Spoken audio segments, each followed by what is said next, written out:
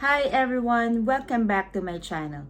If you're new here, my name is Tintin and I share real talk about cruise ship life, cargo ship jobs at kung paano ka makakahanap ng opportunity sa cruise ship.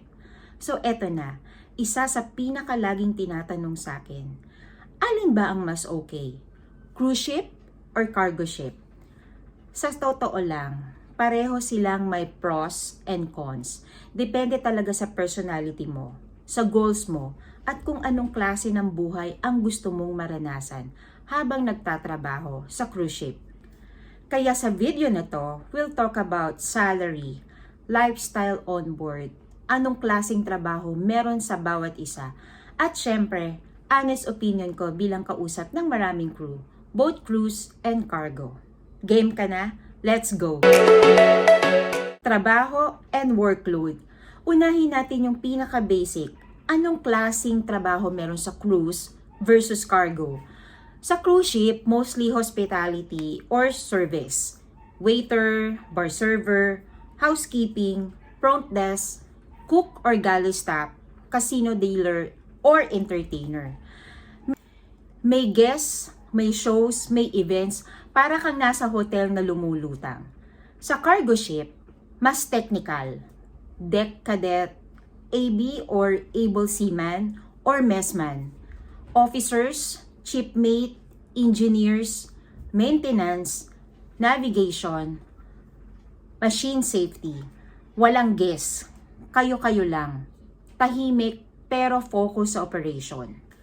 So tanong ko sa'yo, gusto mo ba ng trabaho na maingay, masaya, at marami kang makakausap? That's cruise ship.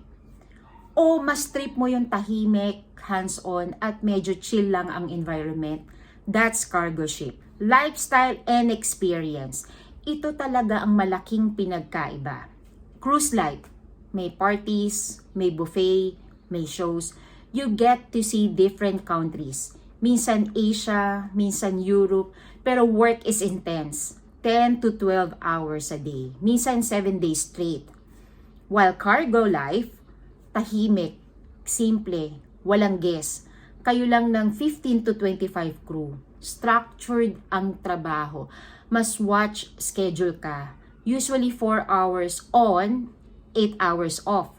Minsan nakakabato, lalo kung mahilig ka sa social life. Masaya sa cruise, pero nakakapagod.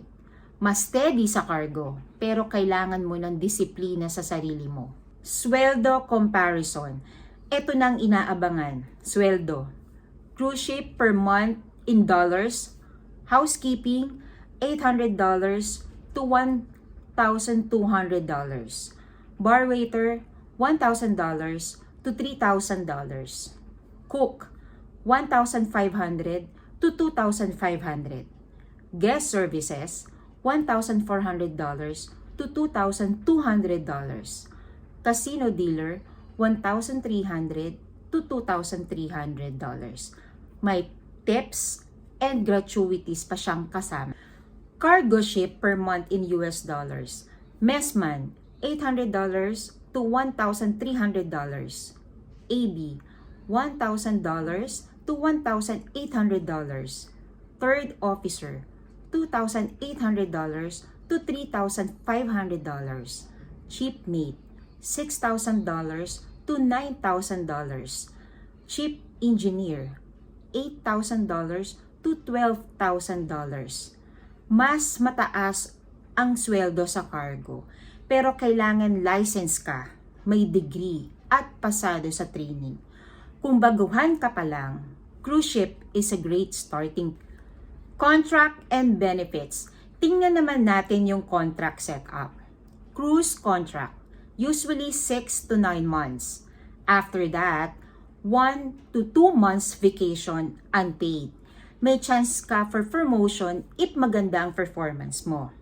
While cargo contracts, usually 4 to 6 months. Mas maikli at mas paid vacation sa ibang kumpanya. Mas mabilis ang promotion kung license ka. So, depende talaga sa priorities mo. Gusto mo ba ng experience at adventure? You go on a cruise. Gusto mo ba ng stable career at big salary? You go to cargo ship. My advice and experience. So here's my honest take.